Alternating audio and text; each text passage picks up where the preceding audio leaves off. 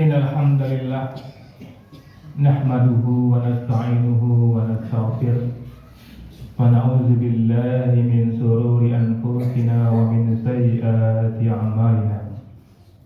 Man yahdihillahu fala mudilla lahu wa man yudlil fala hadiya lahu.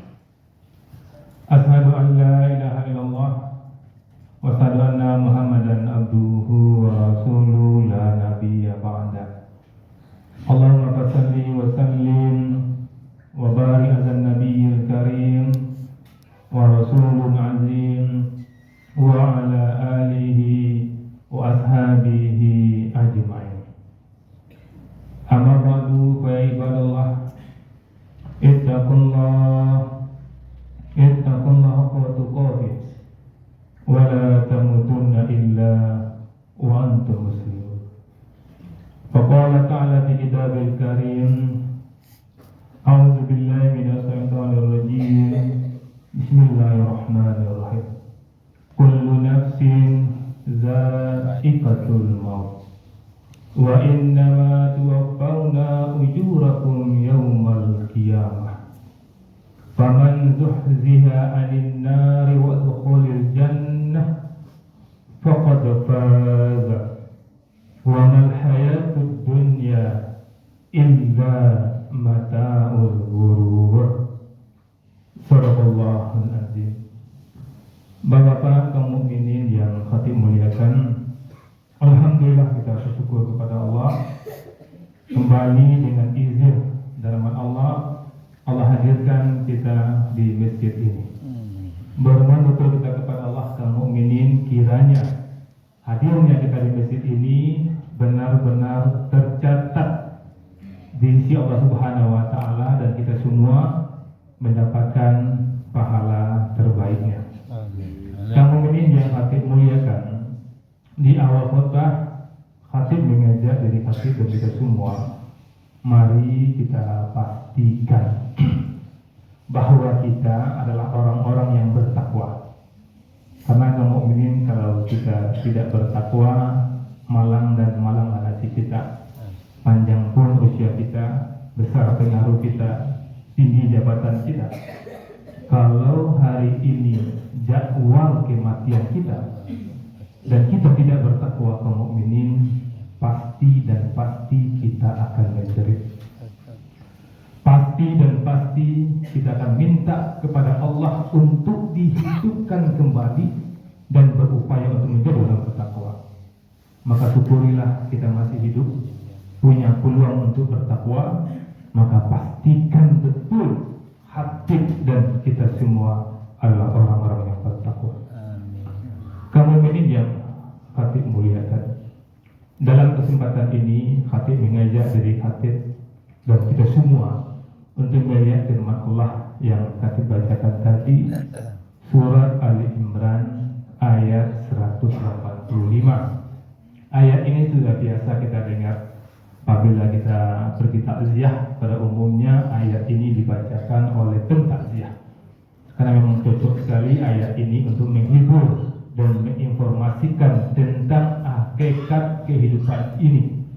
Apa kata Allah di sini? Kullu nafsin za'iqatul maut. Setiap yang bernyawa pasti merasakan mati. Ini penting kita perhatikan betul definisi kaum mukminin. Selama ini mungkin kita sering dengar setiap yang bernyawa pasti mati. Itu tinggal terjemahannya. Terjemahannya yang setiap yang bernyawa pasti merasakan mati. Bukan hanya mati kaum mukminin, tapi merasakan betul rasanya mati itu. Dan mati itu adalah puncak dari segala rasa sakit. Kalau ada kita lihat di rumah sakit sepertinya menderita sekali pasien itu dengan penyakitnya, tidak tega kita melihat dia meraung-raung kesakitan. Tapi belum mati, belum lagi dia sampai ke puncak rasa sakit. Yang mati itu betul-betul puncak dari rasa sakit. Banyak sekali Rasulullah menginformasikan betapa sakitnya mati itu. Salah satunya hadis riwayat Abu Nu'am dalam Hiyatul Awliya. Apa kata Rasulullah? Sesungguhnya kematian itu lebih menyakitkan daripada digergaji hidup-hidup, digunting atau direbus dalam kuali. Seandainya orang yang telah mati dibangkitkan kembali dan menceritakan sakitnya kematian, tidak seorang pun akan menikmati hidup di dunia atau tidur dengan nyenyak. Ini kata Rasulullah kepada kita kaum mukmin. Jadikan apa yang dikatakan oleh Rasulullah ini mencambuk bagi kita untuk hati-hati dalam hidup ini.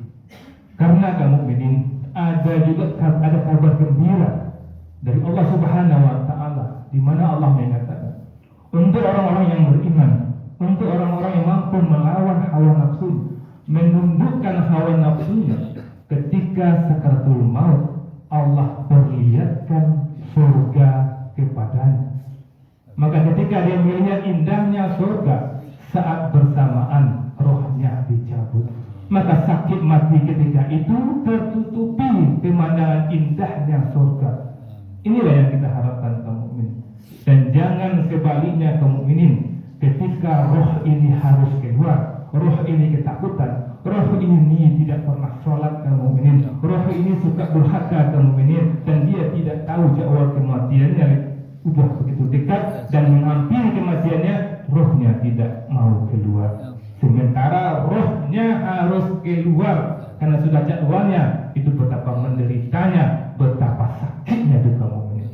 Bisa kita analogikan kaum mukminin ketika kita menarik tali binatang ternak. Ketika binatang ternak itu diam dan mengikuti tali, betapa mudahnya tali itu ditarik. Itulah orang yang rohnya memang merindukan surga, mudah keluar, ingin mendapatkan surga itu, mudah keluarnya. Dan seperti menarik tali binatang yang tidak mau dipertahan, betapa beratnya menariknya. Itulah yang akan dia alami orang-orang yang durhaka, sedang menjauh kematiannya sudah ada, sudah dekat, dia menunda-nunda taubatnya dan terlambat, rohnya tidak mau keluar, tapi harus keluar. Itu mengerikan sakitnya kaum mukmin. Untuk itu dalam kesempatan ini hati betul-betul mengajak diri kita dan menggugah kita semua, hati-hatilah hidup ini.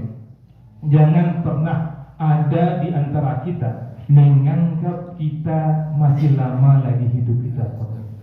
Itu membisikan-bisikan yang setan tanamkan dalam hati kita. 120 hari kita dalam rahim ibunda tercinta. Kita sudah ada barcode. Masing-masing kita ada barcode kamu ini. Dalam barcode itu sudah ada hari, tanggal, jam berapa, detik berapa nyawa kita dicabut oleh mereka. Sudah ada kamu ini. Masing-masing kita sekarang ini yang duduk di depan khatib sekarang ini sudah ada jadwal kita masing-masing. Tapi Allah tidak izinkan kita mengetahuinya, tapi ada di dalam kita.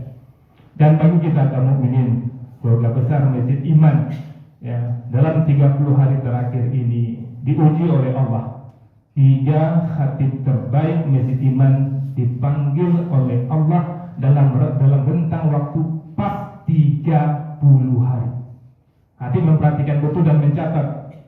Jumat tanggal 13 Desember 2024 di pagi hari Allah panggil Buya kita, Buya Edi Santoso SP. Jadwalnya khatib di sini Jumat ke-4 genap jadwalnya di masjid kita. Desember kemarin di Jumat ke-4 tidak beliau lagi karena beliau sudah dipanggil oleh Subhanahu wa taala. Dan siangnya kaum mukminin, siangnya lepas Jumat tanggal 13 itu juga meninggal dunia Ustaz kita Ustaz Asridon, yang hari ini adalah jadwal khatib Asridon. Buya Asridon yang harusnya khatib sekarang ini, tapi Jumat yang lalu tanggal 13 Desember 2024 dia dipanggil oleh Allah Subhanahu wa taala. Bayangkan kaum mukminin, ketika Ustaz Edi Santoso meninggal pagi Jumat 13 Desember itu, Ustaz Asridon pergi takziah melihat Ustaz Edi Santoso, takziah ke rumah Ustaz Edi Santoso. Dan setelah Jumatnya orang mengucapkan inna lillahi wa inna untuk dia. Ketika pagi harinya dia dengar Ustaz Edi Santoso meninggal, Ustaz Asidun mengucapkan inna lillahi wa inna ilaihi. Setelah Jumat Ustaz Asidun meninggal, dia ditabrak oleh truk, orang lain pun mengucapkan inna lillahi wa inna ilaihi raji'un kepada Ustaz Asidun. Dan kamu mungkin berapa hari yang lalu guru kita jadwalnya Jumat besok, Jumat keempat ganjil, Ustaz Amirwan juga dipanggil oleh Allah Subhanahu wa Ta'ala. 3 nama Ustaz terbaik ini masih ada namanya di luar di pengumuman masjid. Jadwalnya belum di-tag, belum dihapus, belum sempat. Sengaja dibiarkan biar kita lihat begitu puasanya Allah tentang kematian.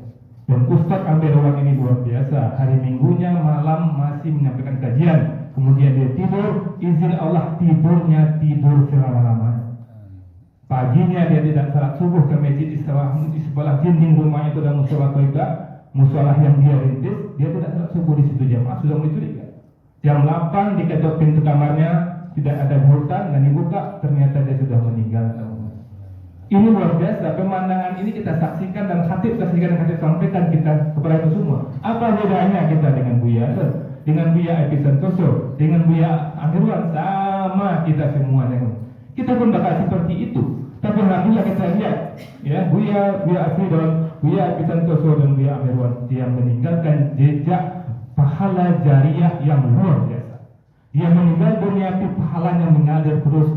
Dan khatib yakin, khatib sering berinteraksi dengan 3 buya kita ini. Khatib yakin ketika meninggal dunia Allah perlihatkan surga kepada dia. Senang hati melihat surga, mudah rohnya keluar.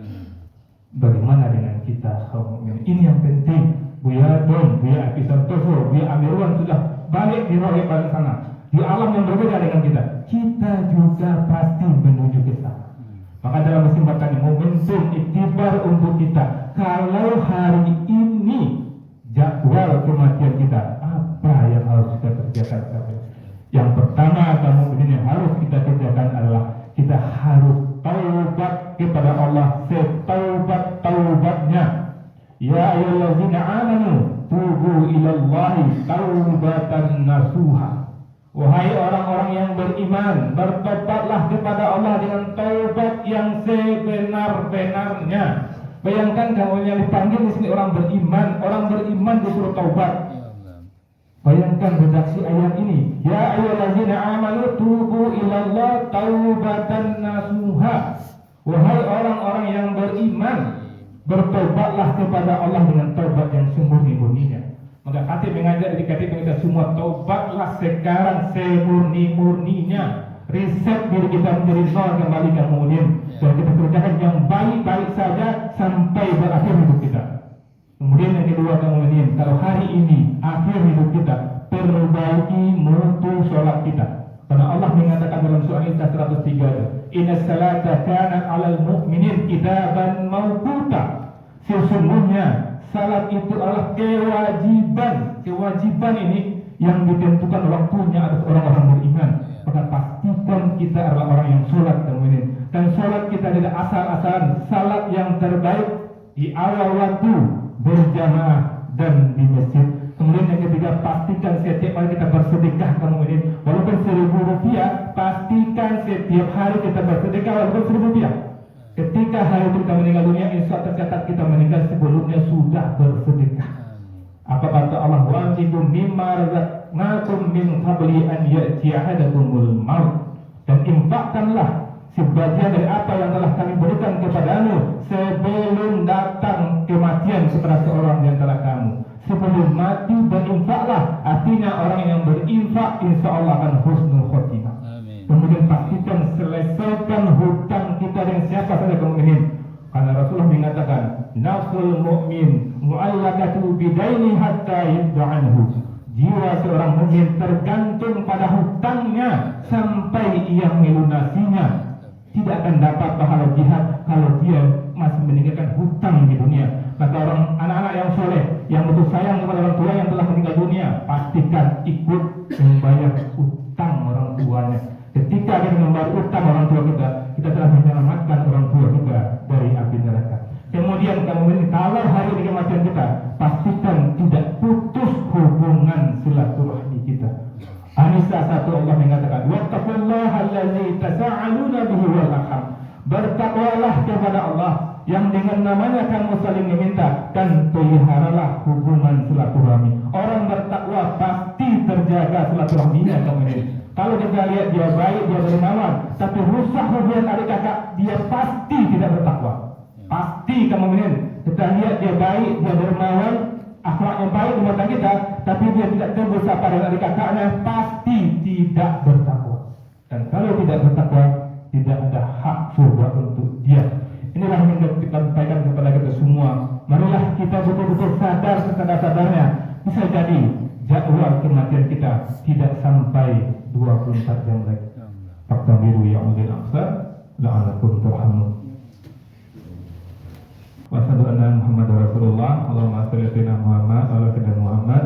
Ibadallah, ittaqullah tuqatih wa la tamutunna illa wa antum muslimun. Kaum ini yang dimuliakan, ada firman Allah dalam surah Al-Fajr, surah 89 ayat 27 dan 30. Ini betul-betul ayat hiburan bagi kita. Pasti kemudian kita menakutkan sekali kalau kita meninggal dunia dan kita merasakan pedihnya sakit sakaratul maut itu. Tapi Allah menginformasikan kepada kita dalam surah Al-Fajr, surah 89 ayat 27, 29 dan 30. Ya ayatuhan nafsul mutmainnah. Wahai jiwa yang tenang, wahai jiwa yang telah mampu mengendalikan hawa nafsunya. Jiwa yang tenang adalah jiwa yang penuh keimanan, berserah diri kepada Allah dan tidak gelisah menghadapi dunia ini. Katakan sudah sampai kita itu. Irji'i, kembalilah. Ini ketika orang-orang yang taat kepada Allah, yang mampu menundukkan nafsunya, ketika rohnya dicabut, dikatakan kepadanya, irji'i ila rabbiki radiyatan mardiyah. Kembalilah kepada Tuhanmu dengan hati yang ridho dan diridhoinya. Allah ridho dengan dia. Dan ketika kita mau keluar roh kita, orang kita tidak tahu, ada dialog kita dengan malaikat yang mengatakan ini, fadkhuli fi ibadi, maka masuklah kamu ke golongan hamba-hambaku. Allah akui kita sebagai hamba ketika roh kita mau dikeluarkan. Sekarang semua kita mengaku hamba Allah, tapi belum tentu kita sebagai diakui oleh Allah. Tapi orang yang mampu menundukkan nafsunya ketika dipanggil, Allah katakan di sini, fadkhuli fi ibadi, maka masuklah kamu ke golongan hamba-hambaku. Wadkhuli jannati, masuklah ke dalam surga. Bayangkan kamu, inilah yang kita inginkan. Kita meninggal dunia mendapatkan surga ini. Ambillah ini kamu. Kita bisa dapatkan ini. Caranya apa? Tobatlah kepada Allah setobat-tobatnya. Jangan sampai rusak hubungan silaturahmi kita. Innallaha malaikatahu yusholluna 'alan nabi ya ayyuhalladzina amanu shollu 'alaihi wa sallimu taslima. Allahumma salli ala Muhammad kama shallaita ala sayyidina Ibrahim wa ala ali sayyidina Ibrahim fil alamin innaka Hamidum Majid. Allahumma sholli muslimin wal muslimat. Amin. Wal mu'minina wal mu'minat. Al-ahya'i minhum wal amwat. Wa tabi' bainana wa baina bil khairat rabbi bir warham wa anta ghairur rahimin. Allahumma ja'al Indonesia aminatan mutmainnah wa jami'il biladil muslimin birahmatika ya arhamar rahimin. Allahumma izzal islam wal muslimin. Allahumma ansur ikhwanina al muslimina mujahidina fi Filistin. Allahumma sabbit imanahum wa anzil sakinata ala qulubihim wa had sufufahum. Allahumma ahlikil kafarata wal musyrikin.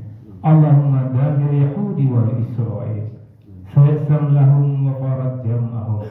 Allahumma ansur al-mujahidin a'da'ina wa a'da'ad-din. Rabbana atina fid dunya hasanah wa fil akhirati hasanah wa qina adzaban nar. Subhana rabbika rabbil izzati amma yasifun wa salamun alal mursalin walhamdulillahi rabbil alamin. Aqimis shalah.